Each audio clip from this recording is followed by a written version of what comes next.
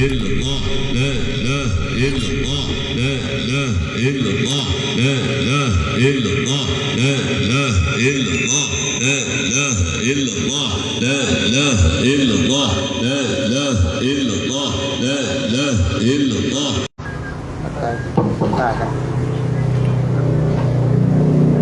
Qala Allahu subhanahu wa ta'ala fil Qur'anil Karim. A'udzu billahi minasyaitonir rajim. Kullu nafsin za'iqatul maut. Shadaqallahul azim. Tentu kita bersyukur kepada Allah. Hari ini kita hadir dalam acara rutin ya. Nah, tadi kita sudah mendengarkan apa yang sudah disampaikan guru kita Ustadz Abdul Syukur, kemudian Ustadz Tanjung, yang mana kesemuanya ini adalah inayah dan pertolongan dari Allah sehingga kita bisa berkumpul hingga detik ini. Kemudian selawat dan salam kepada Rasulullah Muhammad Sallallahu Alaihi Wasallam, Allah yang mana kita selalu mengharapkan syafaat beliau yang setiap hari kita bacakan dalam sholat kita, ihdinas syiratal mustaqim. Mudah-mudahan kita semua yang kumpul di tempat yang mulia ini adalah golongan yang mendapatkan syafaat beliau di yaumil masyarakat. Amin. Amin. Yang dimuliakan Allah Al-Mukarram Abuya Tuan Syekh Haji Amran Wali Al-Khalidi beserta seluruh juriat-juriat beliau, para guru, para wali yang hadir pada malam ini, serta seluruh saudara-saudari, tuan dan puan yang bersama kita hadir di sini. Mudah-mudahan Allah selalu memberikan ridhonya kepada kita. Amin.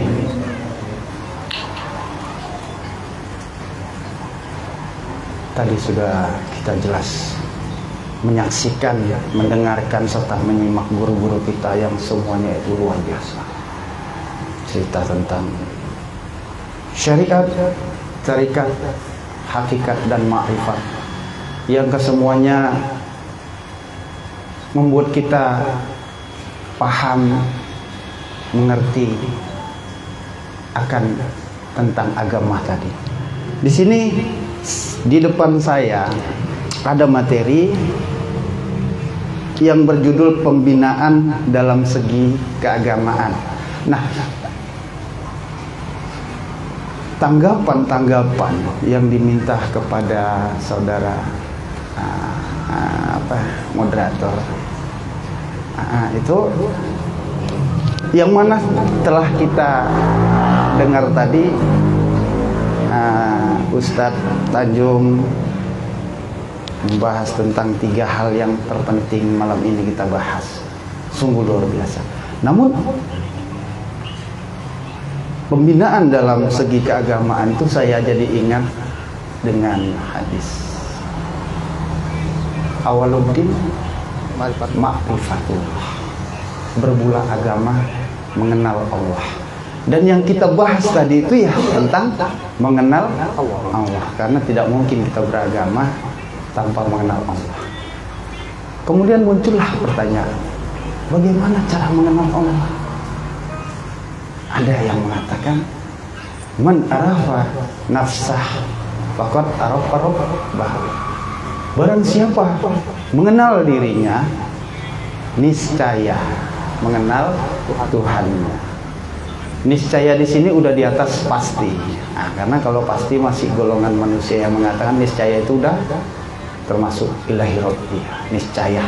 Jadi tatkala kita mengenal diri, saat itu pula kita mengenal Allah. Bagaimana cara kita mengenal diri? Karena kalau kita mengenal Allah, berbicara tentang Allah, sementara kita sendiri pun belum mengenal diri, ini menurut saya kurang optimal. Karena kadang-kadang kita lupa diri. Ada perintah dari Allah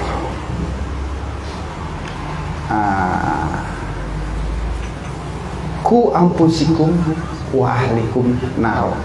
Jaga diri dan keluarga dari api neraka. Yang diperintahkan itu diri. Diri dulu, baru keluarga.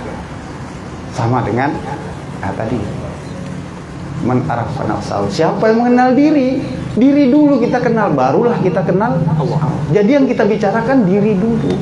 Kita lihat diri. Yang mana diri? Diri kita. Ada tatkala guru-guru kita mengatakan, tatkala kita bersyahadat, kita sudah resmi beragama Islam. Syahadat itu lafaznya asyhadu an la ilaha illallah wa asyhadu anna Muhammadar. Aku bersaksi tiada Tuhan selain Allah. Kalau kita tidak kenal Allah, bagaimana kita menyaksikannya? Sementara syahadat itu rukun Islam yang pertama. Kalau syahadat kita belum selesai, nomor 1 belum selesai, bagaimana mungkin kita melaksanakan rukun Islam yang kedua? Maka bagaimana dulu kita mengenal Allah? Awaluddin ma'rifatullah, bermula agama mengenal Allah. Pertanyaan dalam diri kita masing-masing, sudahkah kita mengenal Allah? Kita bertanya pada diri kita sendiri, sudahkah kita mengenal Allah? Tentu pertanyaan berikutnya, sudahkah kita mengenal diri kita sendiri? Bagaimana cara mengenal diri? Tentulah dengan mengingat diri senantiasa. Yang mana diri mau kita kenal? Tadi Ustadz Tanjung sudah menceritakan tentang diri tajalli, diri terdiri, luar biasa. Namun saya juga sering membaca di buku-buku tasawuf tentang diri tadi yang Ustadz katakan. Bagi saya pribadi, saya pernah meriset yang mana sih diri saya ini. Pertanyaan pribadi saya ini dalam suatu ruangan pribadi yang tidak ada orang lain, saya coba bertanya pada diri saya sendiri, yang mana sebenarnya diri saya? Maka tatkala saya melihat jasad ini, ternyata itu ada bagian dari diri saya. Itulah diri jasmani saya. Kemudian jasad ini jika tidak ada ruh di dalamnya, dia tidak akan hidup, tidak akan bisa menjalani hidup. Maka ada diri ruhani. Itu saat itu saya menyadarinya. Ternyata diri saya ini ada bagian-bagiannya. Ada diri jasmani, ada diri ruhani. Lalu tatkala saya menyadari ada diri jasmani dan rohani, ternyata ada diri nurani. Yang mana dia? Kesadaran kita itu, ingatan kita itu. Itulah diri nurani kita. Karena kesadaran itu adalah bagian dari diri kita juga. Ingatan, fokus, itu bagian dari diri. Tidak terlepas dari diri kita. Dan yang terakhir, diri Rabbani. Kadang-kadang kita seperti yang Ustadz katakan tadi, ada sifat Allah yang wujud pada diri manusia. Jadi bagaimana cara kita mengenal Allah, menyaksikan Allah, jika tidak melalui sifat-sifat yang wujud pada manusia itu sendiri? Yang mana tadi sudah disebutkan beliau, kudrat. Itu kan artinya kuasa yang disematkan di tulang kita sehingga kita bisa berdiri, berjalan, bahkan mengangkat beban yang berat. Ini ada di diri kita, dan itulah sifat untuk Allah yang bersemayam pada kita. Dengan kudratnya Allah kita bisa beraktivitas, menjalani hidup ini, mencari nafkah, bersosialisasi, bahkan apapun yang kita lakukan sehari-hari itu atas kudrat Allah yang wujud pada diri kita. Yang kedua, iradat, artinya kehendak yang disematkan di hati kita, sehingga dengannya kita bisa berkeinginan, bercita-cita Bahkan berkehendak menentukan sesuatu, kita katakan tidak, maka tidak. Kita katakan silakan. Itu kehendak. Dan ini wujud Allah yang tajalli pada diri kita ini, yang perlu kita sadarkan, kita sadari agar kita bisa menyaksikan tiada Tuhan selain Allah tadi di syahadat. Biar selesai syahadat kita, baru kita bisa menyelesaikan rukun Islam yang kedua. Yang satu dulu kita selesaikan. Nah, yang ketiga ada ilmu yang bersemayam di otak kita, sehingga kita bisa berpikir, berkembang, bahkan menciptakan hal-hal yang baru. Itulah sifat yang wujud pada kita, sifat Allah yang wujud tadi, ilmu. Kalau hayat itulah diri rohani kita ya, yang menghidupkannya. Kemudian ada syama yang bersemayam di telinga kita. Dengannya kita bisa mendengar bunyi-bunyian, bahkan kita bisa berhubungan. Inilah modal kita untuk hablum minan nas tadi. Adanya pendengaran, penglihatan, dan perkataan. Maka disebut hablum minallah dan hablum minan nas. Kalau hubungan kita sama Allah belum beres, hubungan kita sama manusia juga sulit untuk beres. Hablum minallah dulu, yang mana tadi? Kuasa ini yang kadang-kadang kita tidak menyadari. Kita bisa berdiri berjalan itu menganggap itu perbuatan kita, padahal kalau nggak ada kudrat, iradat, dan ilmu Allah, kita nggak bisa apa-apa. Karena inilah yang perlu kita sadar, selesaikan dulu di syahadat tadi. Jadi bagaimana cara bersyahadat itu? Coba kita periksa dari kita bangun tidur, ya, di pagi hari kita bangun tidur sampai kita malam hari nanti akan tidur kembali. Dari mana yang 7 sifat ma'ani Allah tadi, yang kudrat, iradat, ilmu, hayat, sama basar, kalam, yang nggak kita gunakan? Mana salah satu aja yang nggak kita gunakan? Tidak ada ya. Artinya kegiatan kita, aktivitas kita sehari-hari dari bangun tidur sampai ke tidur lagi itu Allah yang melakukan. Setuju tidak? Setuju. Inilah, dengan inilah, menyadari inilah kita dapat menyaksikan keesaan Allah, yang mana sifat wujudnya ada pada kita itu. Dari bangun tidur ke tidur lagi, inilah kita saksikan dulu keesaan Allah itu tadi. Karena bukan kita yang melakukan ternyata aktivitas ini, itu semuanya Allah. Dengan inilah kita menyaksikan, menyempurnakan syahadat kita agar kita tidak menjadi saksi yang palsu. Setelah kita menyaksikannya, barulah kita bisa melaksanakan rukun yang kedua. Selesaikan dulu rukun yang pertama, baru yang kedua. Ini baru sesungguhnya Islam tadi yang kafah. Jangan sampai rukun Islam yang pertama belum kita laksanakan, tapi kita lebih mengutamakan rukun Islam yang kedua. Ini yang perlu kita suarakan kepada saudara-saudara kita. Dengan modal inilah kita semangat memberikan suara-suara kepada saudara-saudara agar mereka juga ayo sama-sama menyempurnakan syahadat kita dulu. Maka bagaimana caranya? Tentulah kita mengenal diri dulu. Karena mustahil kita bisa mengenal Allah kalau kita belum kenal sama diri kita. Mustahil. Dan mustahil kita bisa mengenal diri kalau kita selalu lupa sama diri kita. Mustahil itu. Gak mungkin kita bisa kenal diri kita kalau kita selalu melupakannya. Tatkala jantung berdetak, detik itu juga kita masih ada di jasad itu. Jika jantung tidak ada pada diri kita, kita pun sudah berhembus dari jasad ini, dan jasad ini segera dikebumikan. Artinya detak jantung itu adalah diri kita. Namun kenapa setiap jantung berdetak, kesadaran kita, ingatan kita tidak ada pada dia? Selalu kita fokus sama pekerjaan, sama teman, sama acara-acara. Sama sekali kita melupakan detak jantung, yang memang karena detak jantung itu kita masih ada, tapi kita selalu melupakannya. Ini dia, artinya kita lupa pada diri. Kalau kita lupa sama diri, bagaimana kita bisa mengenal diri itu tadi? Maka bagaimana kita selalu bisa mengingat diri? merasakan dan nikmati detakan jantungnya yang setiap berdetak itu memumpahkan darah ke seluruh tubuh dari ujung rambut sampai ujung kaki. Setiap detakannya langsung tertumpah darah kita. Dengan tertumpahnya darah itu dari ujung rambut sampai ujung kaki, maka jasad ini bisa bergerak dan berfungsi sebagaimana mestinya.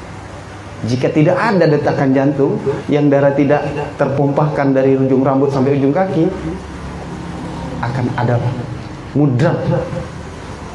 Karena darah tidak mengalir ke seluruh tubuh, macet kegiatan kita. Inilah dia, detak jantung. Inilah diri kita, itu yang perlu kita ingat setiap detiknya. Karena kita duduk-duduk di sini. Tadi kami datang jam 9, sekarang sudah pukul 11 lebih. Artinya apa? Kita duduk sini tidak kemana-mana, tapi kita sesungguhnya menjalani waktu ini.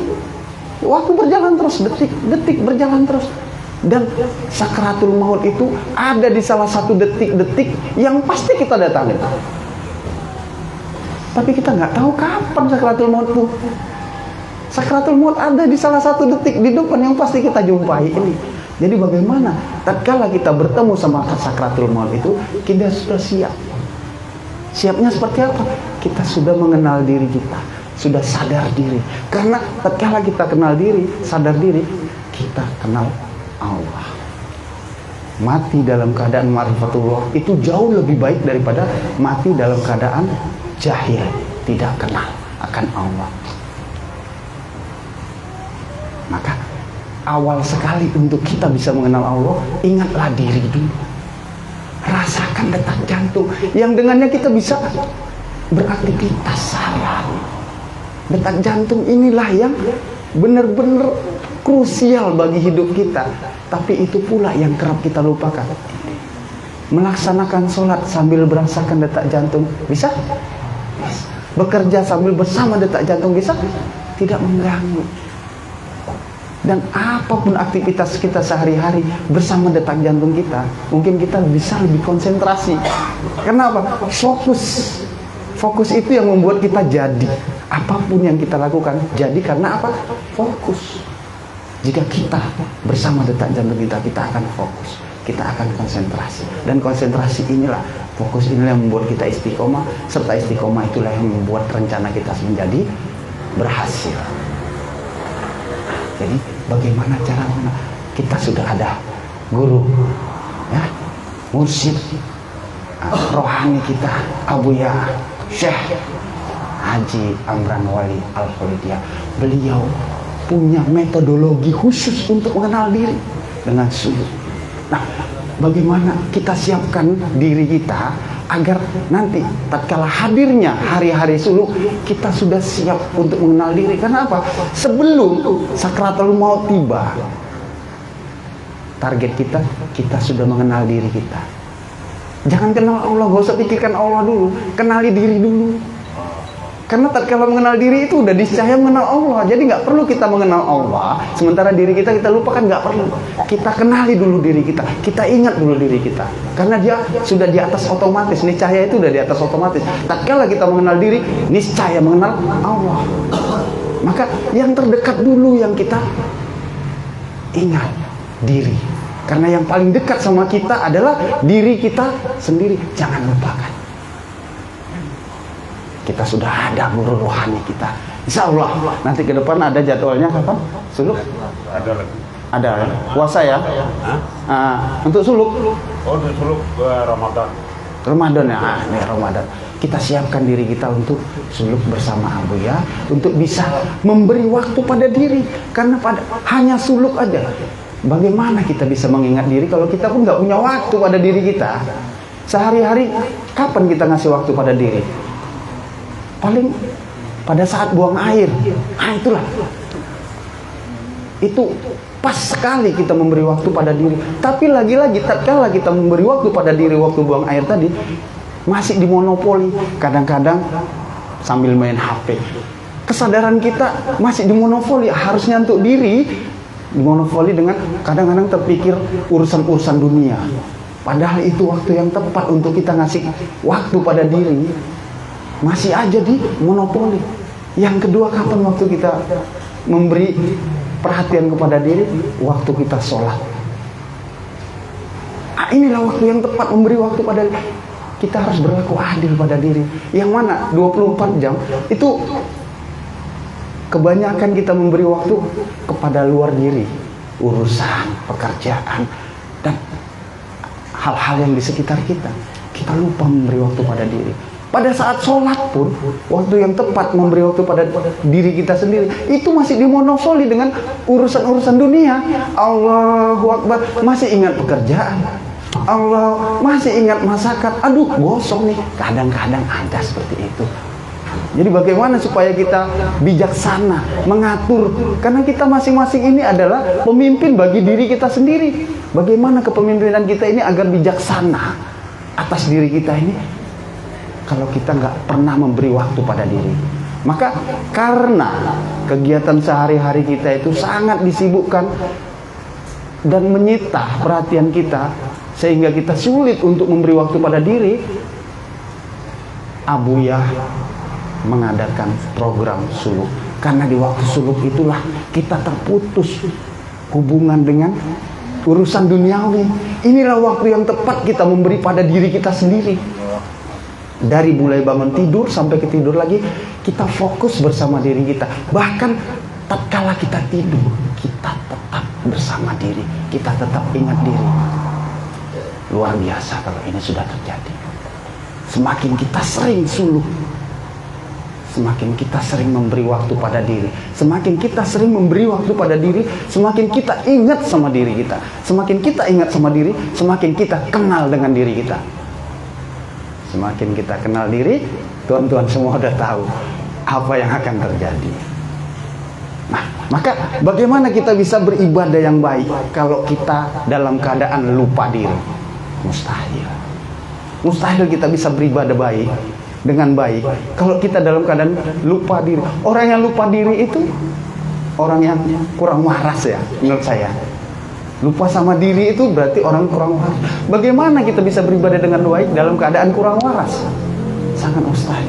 Kemudian nomor 2, berakhlak yang mulia. Kalau kita lupa sama diri, nggak mungkin kita bisa berakhlak dengan mulia. Sama diri aja lupa, apalagi sama orang lain. Modal pertama yang paling penting sama kita adalah dengan mengingat diri. Ingat diri, sadar diri, inilah modalnya agar kita bisa mengamalkan rukun Islam yang pertama tadi. Menyaksikan kudrat, iradat, ilmu sama basar kalam Allah yang ada pada diri kita dari bangun tidur ke tidur lagi. Inilah dia syahadat. Asyhadu an la ilaha illallah wa asyhadu anna Muhammad Rasulullah. Aku bersaksi tiada Tuhan selain Allah. Bersaksi atas diriku sendiri yang memang nyata hanya Allah yang berbuat, yang menentukan perbuatan kita, yang mengerjakan aktivitas kita dari bangun tidur ke tidur lagi itu hanya Allah. Terbukti karena tanpa adanya kudrat, iradat, ilmu sama basar kalam Allah, kita hanya menjadi mayat hidup. Yang mana tatkala nyawa sudah di kerongkongan, kita masih punya mata tapi tak bisa lihat, punya telinga tak bisa dengar, punya kalam tak bisa berkata-kata. Jadi bagaimana mungkin kita bisa mengakhiri kalam kita dengan la ilaha illallah jika kita tidak sering-sering berzikir la ilaha illallah? Karena kita tak tahu kapan kita sakratul maut. Maka bagaimana supaya setiap detik kita dalam keadaan berzikir? Agar apa? Agar detik-detik yang ada sakratul maut yang pasti kita lewati, yang kita tak tahu, dengan harapan besar kita bisa bertemu dengan sakratul maut dalam keadaan berzikir. Amin ya rabbal alamin. Maka dengan zikir seribeh apa? Ratib seribeh la ilaha illallah, sesering mungkin, zikran kasiran, sebanyak-banyaknya kita berzikir la ilaha illallah, yang mana kita nggak ada yang tahu nih sakratul maut kapan datangnya. Dengan sering-seringnya kita la ilaha illallah, siapa tahu waktu la ilaha illallah datang sakratul maut, kita nggak pernah tahu. Maka dengan Ratib Sribeh ini, subhanallah, Al-Mukarram Abu Yasyah Haji Amran Wali Al-Khalidi memberikan metodologi ini untuk kita. Sebelum kita melaksanakan suluk, memberi waktu pada diri kita. Ya, kita kan nggak tahu kapan sakratul maut. Dengan sering-sering berzikir sebanyak-banyaknya la ilaha illallah, yang mana tatkala datangnya sakratul maut, kita udah gak khawatir lagi. Karena kata Tuan Ustaz ya, tadi jika di akhir kalamnya mengucapkan la ilaha illallah, niscaya surga. Itu bukan kata Ustaz, hadis sahih. Iya benar, hadis sahih. Tapi tadi yang mengatakan Ustaz. Yang terakhir kali saya dengar itu Ustaz yang mengatakannya. Ya, tetapi pesan dia, pesan Rasulullah. Benar. Jadi kalau Ustaz ini pembohong, Pak. Dia punya ceramah apa? Dia tak mau amplop, tapi isinya dia mau, Pak. Subhanallah, alhamdulillah. Itu realistis ya, realistis, cukup realistis. Maka pesan terakhir dari saya, nah ini yang terakhir ya, ada yang ketiga, bermakrifat dengan tauhid yang irfan, tauhid irfan. Kita nggak akan bisa mengenal apapun itu. Bermakrifat itu kan mengenal apapun.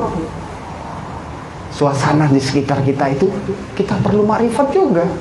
Mengenal, membaca suasana, membaca situasi, membaca keadaan, ini juga makrifat. Membaca diri kita, mengenal diri kita, itu juga makrifat. Bagaimana kita bisa makrifat dengan alam sekitar kita, bahkan dengan diri kita, kalau kita selalu lupa sama diri? Mustahil, nggak masuk akal. Maka modal utama kita itu dengan ingat sama diri. Diri kita loh, nggak ada yang berharga, nggak ada yang lebih berharga dari apapun selain diri kita. Kalau ada yang lebih berharga dari diri kita, wajar kalau kita lupa diri. Karena urusan-urusan luar itu yang selalu kita ingat, yang selalu dapat perhatian kita, itu lebih berharga dari diri kita, sehingga diri kita lupakan, kerap kita lupakan. Padahal dengannya kita masih ada, bisa menjalani hidup, tapi kerap kita lupa. Inilah yang menuntut kita untuk bertafakur, merenung, yang mana yang paling berharga di dunia ini selain diri kita. Kalau ada yang lebih berharga, wajar kalau kita lupa diri. Maka akhirul kalam, marilah kita merenung lagi ke dalam diri untuk selalu mengingat diri kita, karena dengannya kita bisa mengenal diri kita. Dengan modal ingat diri di setiap detik, setiap detak jantung, itulah modal besar untuk kita mengenal diri. Dengan mengenal diri kita niscaya akan mengenal Allah. Billahi taufiq wal hidayah. Assalamualaikum warahmatullahi wabarakatuh. Waalaikumsalam warahmatullahi wabarakatuh. Luar biasa.